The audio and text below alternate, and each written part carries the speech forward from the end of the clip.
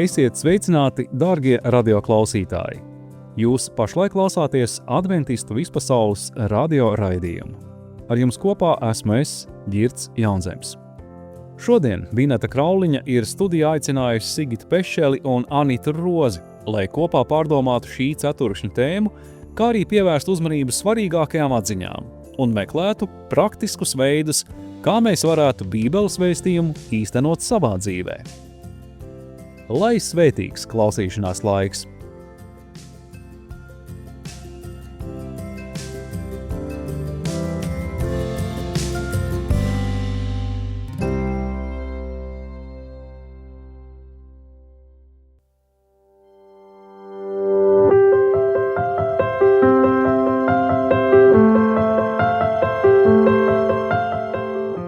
Sveicināti, mīļie radio klausītāji! Līdz ar jūniju noslēdzas mūsu vispasaules draudzes 2. ceturkšņa Bībeles izpētes tēma izaugsme attiecībās ar Dievu. Tādēļ šodien ar mani studijā esmu aicinājusi Sigitu Pešeli un Anitu Rozi. Sveicinātas! Labrīt! Sveiki! Sigit, vispirms es vēlos jautāt tev, kā tu saproti, kurā brīdī sāks cilvēka attiecības ar Dievu? Es saprotu, ka sākums ir tad, kad cilvēks sāk ticēt. Ticība ir sākums. Tā ir noteikti katram ticīgajam cilvēkam. Tie ir dažādi brīži, varbūt bērns, kurš vienkārši uzticās tam, ko viņam vecāki stāsta par Dievu un tic, un tādējādi iegūst ticību. Varbūt ir kāds cilvēks, kurš ir nonācis ļoti smagos dzīves apstākļos un meklē izēju un cerību un pieķeras Dievam. Cits varbūt vairāk turas ar sirdi, cits ar intelektuālu pieeju, balstoties uz pravietojumiem un dažādiem Bībeles faktiem. Katram cilvēkam tas, kas viņu tur pie Dieva, ir varbūt savādāk un dažādāk, bet ir skaidrs, ka tā ir ticība. Tas ir sākums attiecībām ar Dievu. Kā mēs varam šīs attiecības ar Dievu uzturēt dzīves? Bībele to atklāja un arī ticīgu cilvēku dzīves to parāda, ka tas ir, ka tu vadi savas gaitas ar Dievu, kā saka Bībelē vecā derībā par daudziem ticības vīriem, kad ir teikts, ka viņi staigāja ar Dievu, ka viņi vadīja savas gaitas ar Dievu. Respektīvi, ka ticot un lūdzot Dievu, jo lūkšana ir otrs elements, kas palīdz tev dzīvot kopā ticībā ar Dievu, ka ticot un lūdzot Dievu, tu ielaid savā praktiskajā dzīvē Dievu. Tu iekļauj Dievu principus, tu iekļauj Dievu vārdu savā dzīvē un vadi savas gaitas ar Dievu. Varētu arī teikt, ka mums bija tēma par izaugsmiem, tad sākums ir ticība, bet tai ir jāaug. Tai ir jāaug, tādēļ arī mums šodien būs saruna par izaugsmi, jo ticība ir Dieva dāvana. Cilvēks pieķeras tai atsaucoties uz svētā gara aicinājumu vai to, ka svētais gars uzrunā cilvēku un cilvēks atsaucas tam, bet ar to viss neapstājas. Dzīves laikā ir jānotiek šai garīgai izaugsmei, jeb izaugsmei ticībā, jo Bībele par to rāda ļoti daudzus piemērus. Gribētu izlasīt raksturvietu no 1. vēstules Tesaloniķiešiem 2, 12 un 13, kur apostols Pāvils saka, ka viņš pārliecināja dzīvot tā, lai jūs būtu sava Dieva cienīgi, kas jūs aicina savā valstībā un godībā. Tāpēc mēs arī pastāvīgi pateicamies Dievam, ka jūs uzklausījuši mūsu sludinātos Dieva vārdus, tos esat uzņēmuši nevis kā cilvēku, bet kā Dieva vārdus, kas tie patiesībā ir, jo pats Dievs darbojas ar savu spēku jūsos, kas ticat. Te mēs redzam šo, sadarbību, ka cilvēks no savas puses tic un Dievs ar savu garu, ar savu vārdu darbojas cilvēkā un veido cilvēku, un rezultāts ir tas, ka cilvēks vada savas gaitas ar Dievu. Sigita, Bībelē šis apzīmējums staigāšana ar Dievu ir tāds ļoti interesants. Varbūt ne katrs cilvēks tā uzreiz var saprast, ko tad tas nozīmē staigāt ar Dievu, jo parasti, ja mēs runājam par cilvēkiem, tas drīzāk nozīmē, ka divi cilvēki kopā kaut kur iet, bet kā tu raksturotu šo staigāšanu ar Dievu? Es gribētu teikt, ka Jēzus vislabāk apraksta šīs personiskās attiecības ar Dievu, un viņš to izskaidro līdzībā Jāņa evaņģēlijā 15. nodaļā no 1. līdz 11. pantam, kur Jēzus runā par vīna koku, ka viņš ir vīna koks, un mēs esam zari, un ka bez viņa mēs neko nevaram, un viņš saka 4. pantā, palieciet manī, un es jūsos, kā zars nevar nest augļus no sevis, ja tas nepaliek pie vīna koka, tāpat arī jūs, ja nepaliekat manī. Un tur tālāk viņš attīsta šo domu, kad personiskās attiecības ar Dievu, jeb staigāšana ar Dievu, tā ir tikai kopā ar Jēzu Kristu, to nodrošina Svētais Gars, jo tā līdzībā varētu teikt, ka šī vīna koka dzīvība ir Svētais Gars, kas savieno koku ar zariem, un rezultāts ir tas, ka ir redzami augļi, ko Bībele apzīmē par darbus, raksturu, rīcību, izvēles, bet nodrošinājums nāk no Svētā Gara. Svētais Gars ir mūsu aizstāvis, kas atklāj mums Jēzu, kas pārliecina par grēku, un Jāņa 16.13 ir rakstīts, ka vada mūs visā patiesībā. Mēs redzam šo dievišķās personas Svētā Gara iesaisti cilvēka dzīvē, ja ir appusēja sadarbība, ja cilvēks tic, cilvēks lūdz, cilvēks vēlas šo gājumu ar Dievu, tad to nodrošina Svētais Gars, un Jēzus to atklāja līdzībā par vīna koku un zariem.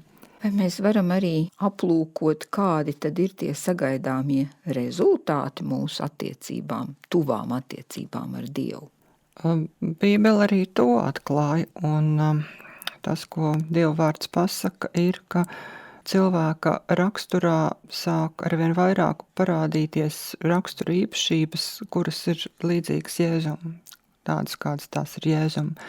Ja Jēzus teica, ka, ja jūs esat redzējuši mani, jūs esat redzējuši Tēvu, Dievu, ja, tad attiecīgi mēs varam spriest par sevi un līdzcilvēkiem, tā to māca Bībele, ka, ja tu redzi, ka cilvēka dzīvē sāk parādīties tāda rīcība, attieksme, valoda, uzvedība, rakstura īpašības, kādas bija Jēzum, tad mēs zinām, to saka Dieva vārds, ka šis gājums ar Dievu sāk nest rezultātu, viņš sāk nest augļus. Tāpat laikā mums ir jāsaprot, ka paši sevi mēs izglābt nevaram, tas ir Jēzus darbs un Jēzus upuris, bet arī tas, ka ticība bez darbiem ir nedzīva. Tad Jēzus sagaida šo vienotību, šo personisko sadraudzību ar viņu personisko dzīves gājumu, ļaujot Svētam Garam pārveidot cilvēku. Pārveidošana notiek caur dzīves, ikdienas dažādām situācijām, saskarsmēs ar cilvēkiem, izvēlēs, dažādu problēmu risinājumos un vienkārši gājums, ja ikdienas gājums kopā Svētā Gara vadībā. Un rezultāts, kā Bībele saka, ir šie augļi. Anita, ir viena no tēmām, kur mēs aplūkojām šajā ceturksnī, ir lepnums un pazemība. Un tai tiešām ir liela nozīme mūsu attiecībās ar Dievu un arī ar līdzcilvēkiem. Kas tevi tieši visvairāk uzrunāja šajā tēmā? Tēma tiešām ir ļoti plaša, kā jau tu teici, bet es vēlētos šodien tādiem 3 aspektiem pieskarties. Un pirmo mēs ieraugām Lūkas evaņģēlijā 18. nodaļā no 9. līdz 14. pantam, kur Jēzus stāsta līdzību par farizēju muitnieku. Un mazlietiņ tā izlasīšu, lai atsvaidzinātu, varbūt kāds mūsu klausītājs ir piemirsis, kas tur notiek. Un tātad Jēzus stāsta, 2 cilvēki aizgāja uz dievnamu Dievu lūgt. Viens bija farizējs, bet otrs muitnieks. Farizējs nostājās un lūdza pie sevis. Es tev pateicos, Dievs, ka es neesmu tāds kā citi cilvēki, laupītāji, ļaundari, laulības pārkāpēji, vai arī kā šis muitnieks. Un tad viņš uzskaita savus labos darbus, ko viņš dara. Un 13. pantā lasām, turpretī muitnieks iztālēm stāvēdams neuzdrošinājās pat acis pacelt uz debesīm, bet sita pa savām krūtīm un sacīja, Dievs, esi man grēciniekam žēlīgs. Nu, te mēs redzam lepnumu un redzam pazemību, jā, tādu garīgu lepnumu un garīgu pazemību, ko gan, protams, gan pasaulē, gan draudzē mēs sastopam, gan arī tādu ne tikai garīgu, bet arī citos veidos izpaustu lepnumu un pazemību, bet tieši runājot par šo līdzību, protams, ka mēs it kā runājām stundā arī Bībeles izpētes stundā par to, vai mēs šodien to redzam un kā tas izpaužās. Varbūt, ka tik klāji, protams, tas nenotiek. No otras puses mēs neredzam cilvēku domas, mēs nezinām, kādā stāvoklī katrs nāk pie Dieva. Man šķiet, ka šajā aspektā ir ļoti svarīgi apzināties, ka ir jāpaliek tādam garīgi modram, ka nedrīkst garīgi iemigt, lai tu domātu, kā ar mani viss ir vislabākajā kārtībā.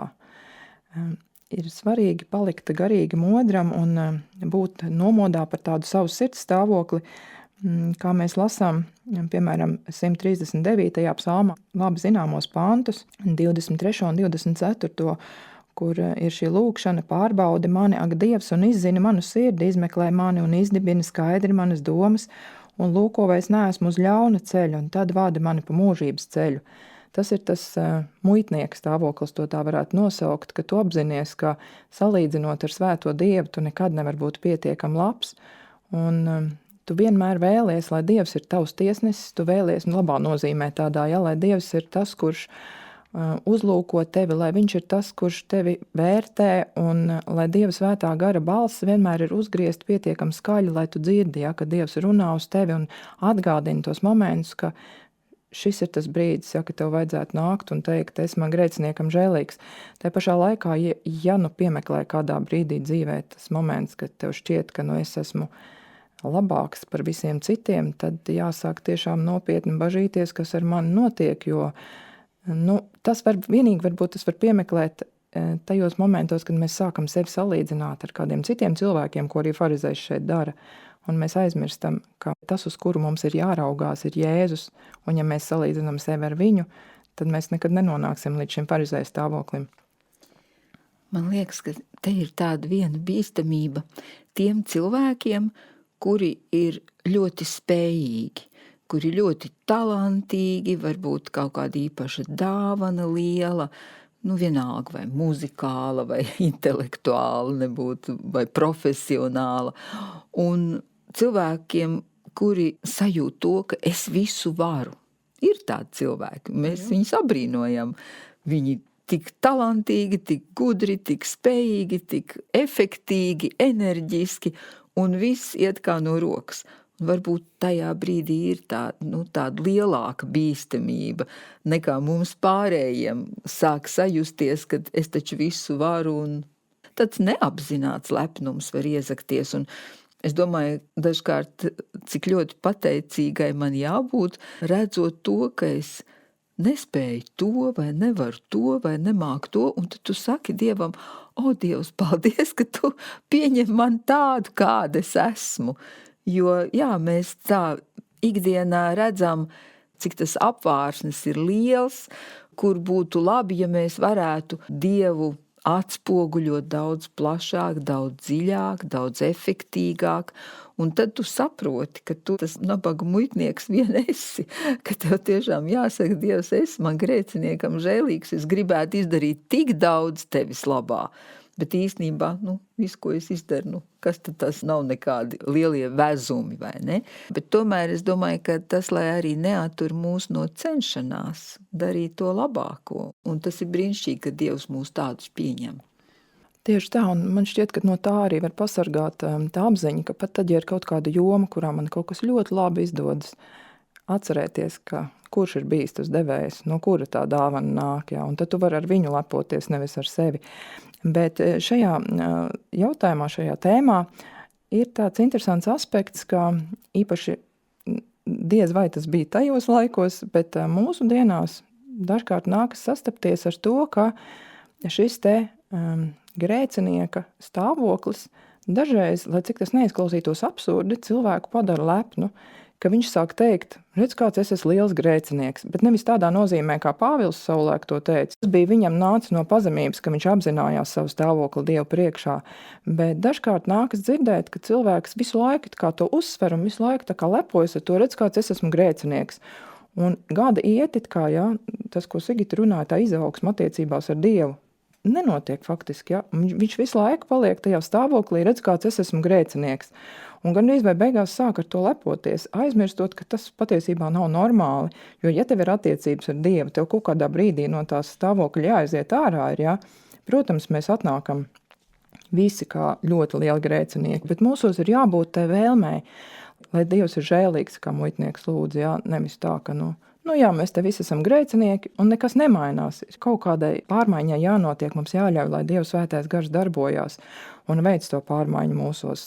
Kādreiz cilvēks tā paliek tajā grēcinieku statusā un gandrīz ar lepnumu to pasniedz, ja, jo tas nav pareizs stāvoklis pēc būtības Dievu priekšā. Viņš ir reāls, bet viņš nav pareizs, ka mēs tajā tikai paliekam.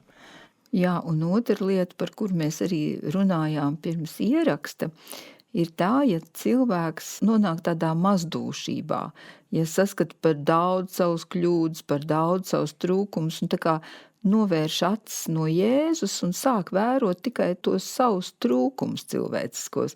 Bet tie cilvēciskie trūkumi jau mums visiem ir. Tas nebūtu tas, uz ko jāakcentē uzmanība. Bīstami ir iekrist tādā depresīvā stāvoklī, kad nolaižas rokas, un es domāju, varbūt, ka mums te jāpiemina arī tiem, kas mūs klausās, ka mēs jau dzīvojam lielās cīņas laikmetā. Mums jārēķinās, ka arī ienaidnieks piedāvās gan lepnumu, gan pārprastu pazemību, gan arī raudzīšanos pārāk daudz uz savām kļūdām. Tā kā šeit tā bīstamā zona jau ir gan pa kreisi, gan par labi, bet Dievs mūs aicina iet taisnā virzienā. Un viņš ir tas, kas ir tajā ceļa galā atplestām rokām mūs gaida.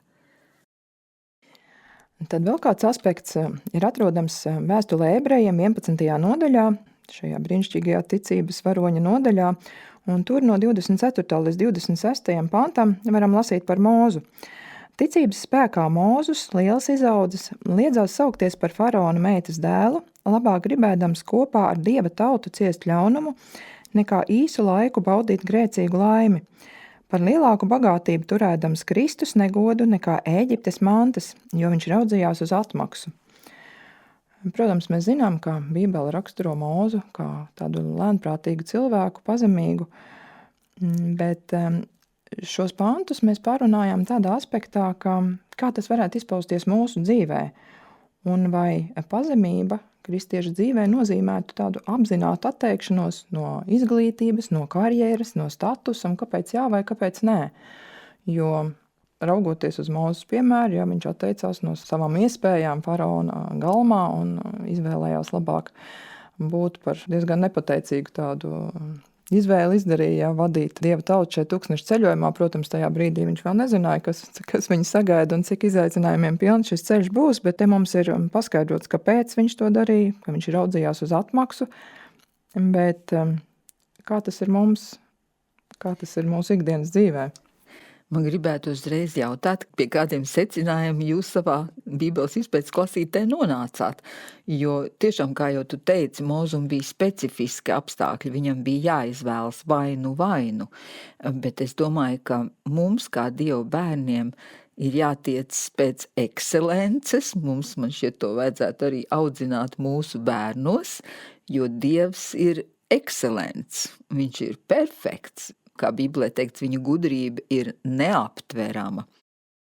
Mūzus jau arī bija ieguvis labu izglītību, jo tā varētu teikt faraona augstāko aprindu izglītību, bet tad, kad viņš aizstāvēja savas tautas cilvēkus, mēs zinām, ka viņš nogalināja vienu cilvēku tādā dusmu, varētu teikt, taisnības aizstāvēšanas brīdī.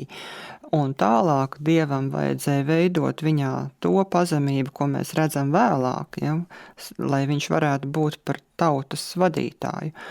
Jo tik lielu pulku cilvēku un vispār tu nevari būt vadītājs, ja tev periodiski ir dusmu lēkmes tādas, ka tu vari nogalināt.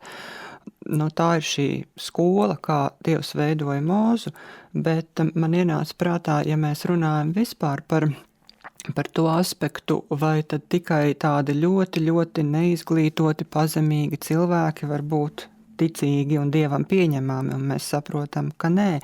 Piemēram, vēsturē man nāca prātā tagad par Janu Husu, kas bija reformātors 100 gadi vēl pirms Mārtiņa Lutera. Viņš bija Prāgas universitātes rektors, un viņš aizgāja nāvē savas pārliecības dēļ, sirdsapziņas brīvības dēļ, neatsakoties no Dieva.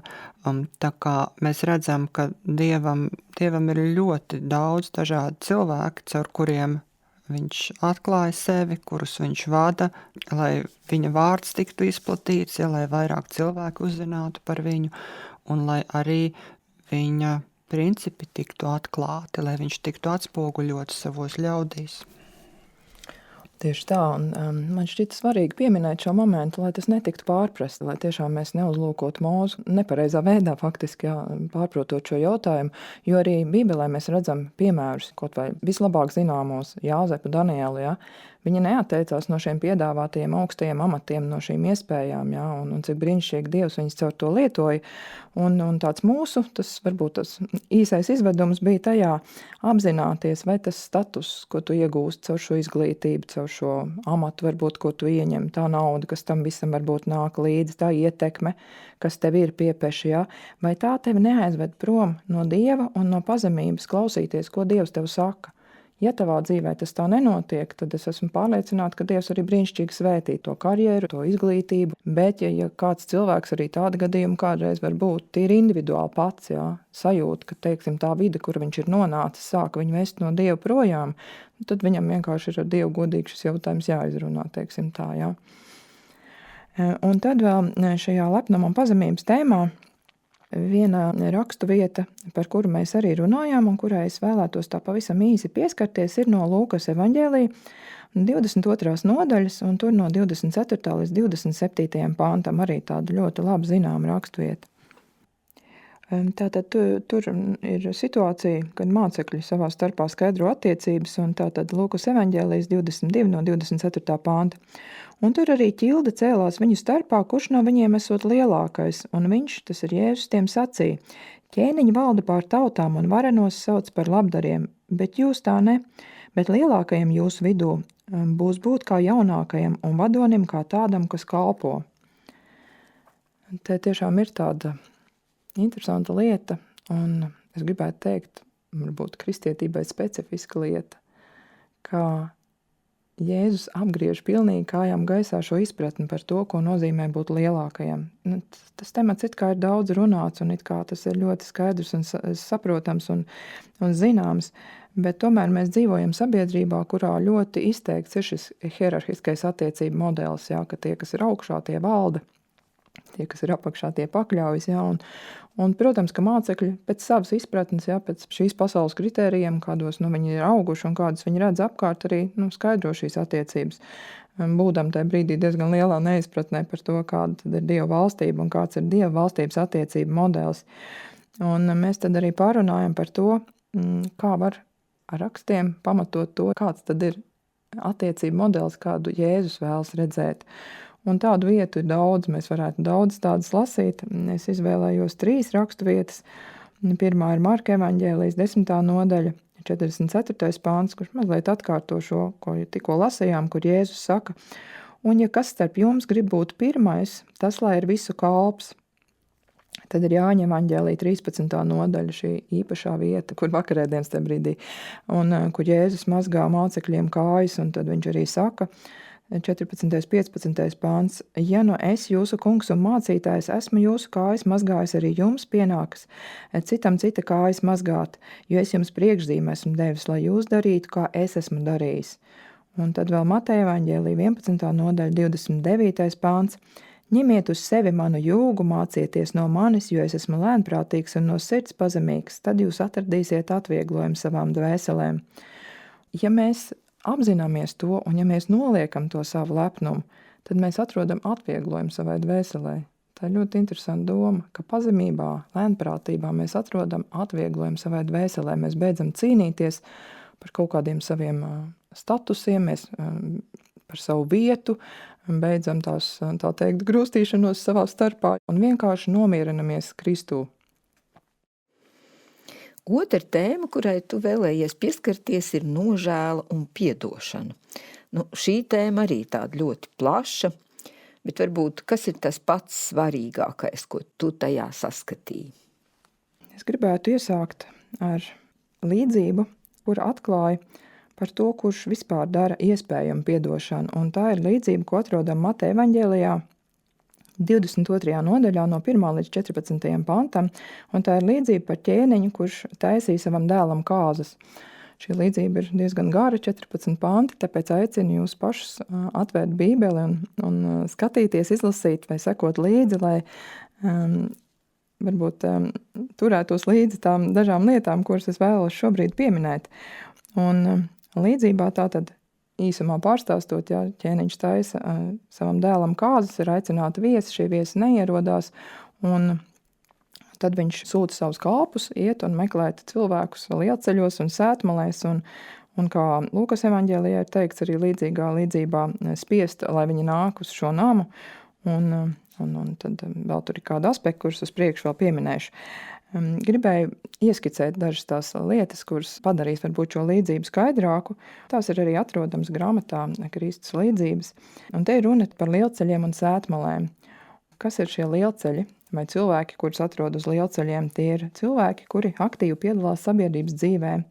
Kā tur ir minēts skolotāji, vadītāji, cilvēki augstos amatos ar lielu ietekmi, par kuriem dažkārt ir tā, ka mēs viņus tā kā it kā atstājam nevis neievērotas, bet tā kā mums šķiet, ko mēs viņiem gan vēl varētu pateikt, un viņiem varbūt tas tāpat neinteresēs, bet ir ļoti svarīgi runāt uz šiem cilvēkiem, stāstīt patiesību šiem cilvēkiem, jo viņiem ir iespēja gan ar savu liecību, gan ar savu vadības stilu pēc tam, kad viņi ir atgriezušies, gan ar ļoti daudz ko citu atstāt ietekmi uz daudziem cilvēkiem, un tāpēc ir svarīgi uzrunāt šos cilvēkus un līdzdalīt labo vēsti viņiem.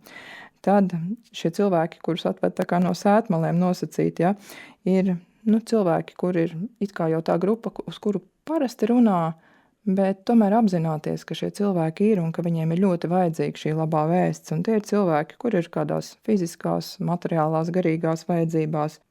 Cilvēki, kur varbūt ir svešinieki mūsu zemē, cilvēki, kas ir vientuļi, kas ir nabadzībā, bezcerībā, ciešanās ļoti daudzās dažādās sarežģītās situācijās, un gluži normāli šie cilvēki meklē mierinājumu, un ienaidnieks mēģina viņus pagrūst uz to pusi, kur mierinājumu var atrast kādās atkarībās, kādos šķietamos priekos, kur beidzot aizved cilvēku postā un iznīcībā un nāvē. Ja? Tāpēc arī ir ārkārtīgi svarīgi uz šiem cilvēkiem runāt un viņus pamanīt. Un par to spiešanu nākt iekšā, lai mans nams būtu pilns, to mēs nelasām Mateja evaņģēlijā, bet Lūkas evaņģēlijā 14. nodaļā, kur ir līdzīgs gadījums. Vēlējos šo pieminēt, tāpēc, ka kādreiz sen atpakaļ Kristīgās baznīcas vēsturē šis ir ticis interpretēts tā, ka ar varu gandrīz ir cilvēki jāievelk draudzēņu, tu negribi, tad mēs tev piespiedīsim, jā, lai cik absurdi tas neizklausītos, arī tādi momenti ir bijuši. Tad šeit tas nenozīmē, protams, piespiešanu ar varu, bet tādu dedzību, un dedzību sludināšanā un dedzību aicināšanā. Kas būtu svarīgākais? Tātad ķēniņš ienāk jau šajā kāzu namā, kur visi šie viesi ir ieradušies, un viņš ierauga kādu cilvēku, kurš ir atnācis bez kāzu drēbēm. Un, protams, zinot visu šo vēsturisko situāciju, tur nebija tā, ka no cilvēka tika prasīts, lai viņš ierastos pats sagādāt dārgu tērpu, ja, bet ķēniņš izsūtīja šo tērpu un vajadzēja viņu tikai uzvilkt. Bet šis viens cilvēks nav uzskatījis par vajadzīgu kaut kādu iemeslu dēļ to darīt, un varētu teikt, ka viņš nav uzskatījis par vajadzīgu uzvilkt tērpu, kas bija sagādāts par tādu milzīgu cenu, ja mēs uzlūkojam to tādā līdzībā, ja, gan ķēniņš pēc būtības nosūtīja ļoti dārgu tērpu, gan arī tas tērps, kas mums tiek piedāvāts, tas kāzu tērps, tas glābšanas tērps, varētu viņu tā nosaukt, ir nopirkts par ļoti lielu cenu, jā, par Jēzus asinīm. Un Ar kāzu drēbēm, ar šīm kāzu drēbēm tiek simbolizēts šķīsts, neaptraipīts raksturs, kādu iemantos cilvēki, kas ir bijuši patiesi Kristus sekotāji, kur būs izauguši šajās attiecībās ar Dievu. Un tā bez šaubām ir Kristus taisnība, jā, viņa nevainojamais raksturs, kas ticībā tiek piešķirts visiem, kas viņu pieņem par savu personīgo pestītāju. Tas nav tā, ka mums pašiem ir tas tērps kaut kādā veidā jānopelna, mums tas tiek uzdāvināts, mums ir vienkārši jāuzvelk, jā, tajā līdzības kontekstā runājot. Un vēlējos vēl tā pieminēt, ko mēs apskatījām arī stundā par to, vai šo taisnības tērpu var uzvilkt virsū uz savām netīrajām drēbēm, teiksim tā, jā, un par tām netīrajām drēbēm gribēju atsaukties uz Jesajas grāmatas 64. nodaļas 6. pāntu, kur par mūsu taisnību ir teikts, kāda tā ir. Jā. Tā mēs visi esam palikuši kā nešķīsti, un visa mūsu taisnība ir kā sārņains tērps. Un vai Kristus baltās taisnības drēbes var vilkt virsū šī sārņainā tērpa? Tur mēs atradām atbildi Caharijas grāmatā 3. nodaļā, 3. un 4. pantā, kur ir arī šī aina ar augsto priesteri Jozū, kur Sātans apsūdz, un tad te ir teikts, bet Jozām bija mugurā netīras drēbes, kad viņš stāvēja eņģeļu priekšā, un eņģelis sacīja tiem, kas stāvēja viņa priekšā, novelciet viņam netīrās drēbes, bet Jozām tas sacīja, redz, es atņem tev tavus grēkus un ietērpu tevi svētku drānās. Tā kā Jēzus ir tas, kurš mums gan novelk to sārņaino tērpu, gan arī ietērpja mūsu kāzu drānās savā taisnībā. Bet, protams, priekš tā visa ir vajadzīga šī nožēla un piedošana, ja, kā tēmas nosaukumā bija. Un mēs arī runājam par to, kādā secībā tas notiek, vai vispirms ir nožēla un tad ir piedošana. Un bija mums arī liecības par to, ka reizēm ir otrādi, ka vispirms cilvēks saņem piedošanu un tad viņš apzinās, kāds ir viņa stāvoklis. Jā, un tad nāk patiesi tā nožēla, tā sirds, tāda salauztība.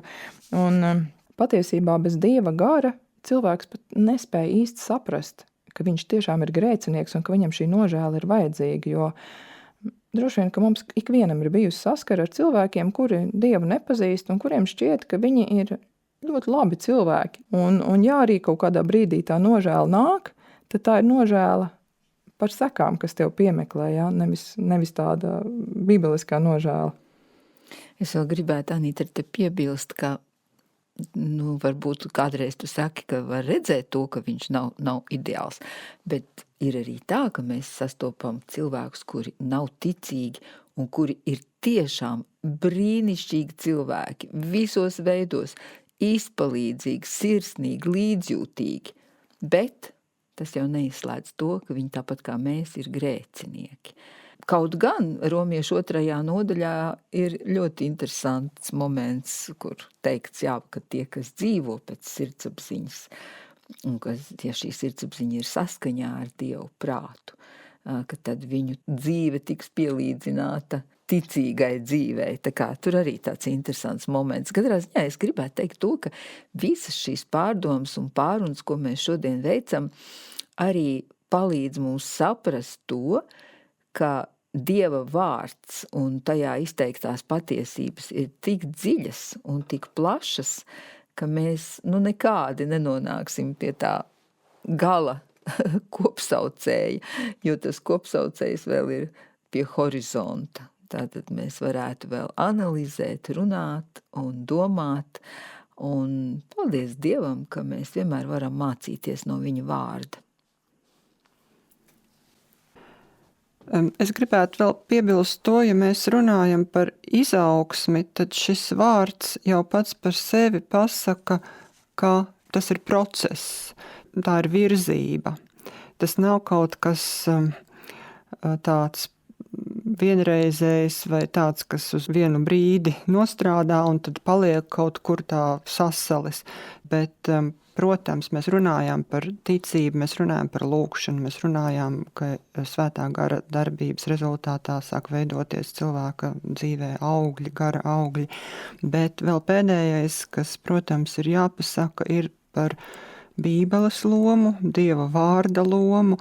Mūsu materiālā bija tā skaistā rakstvieta, kas ir Ebrejiem 4:12, jo Dieva vārds ir dzīvs un spēcīgs un asāks par katru abās pusēs griezīgu zobenu.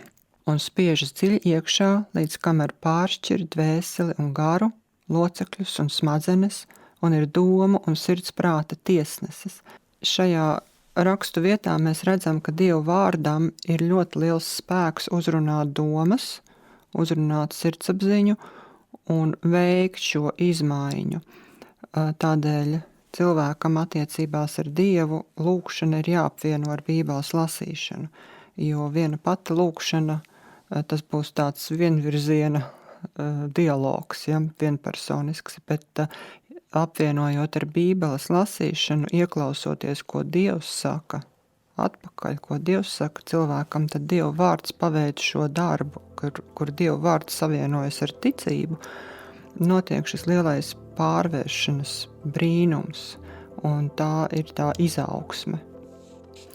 Dieva vārds mūs aicina, lai mēs nenolaižam acis no mērķa, jo Filipiešiem 1.6 teikts, ka tas, kas jūsu sirdīs labo darbu ir iesācis, to pabeigs līdz Kristus Jēzus dienai, lai arī mēs sadarbojamies ar Dievu turpmākajā mūsu dzīves laikā un pilnīgi droši paļaujamies uz to, ka Dievs mūsu sirdīs šo labo pārveidošanas darbu un viņa attiecību veidošanu ar mums, ka to viņš ir iesācis un ka viņš to arī pabeigs, ja mēs virzīsimies uz priekšu.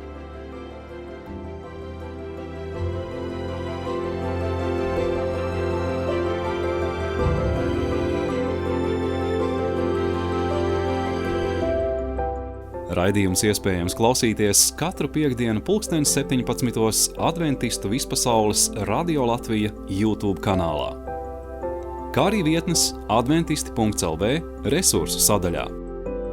Lai jums svētīga turpmākā diena!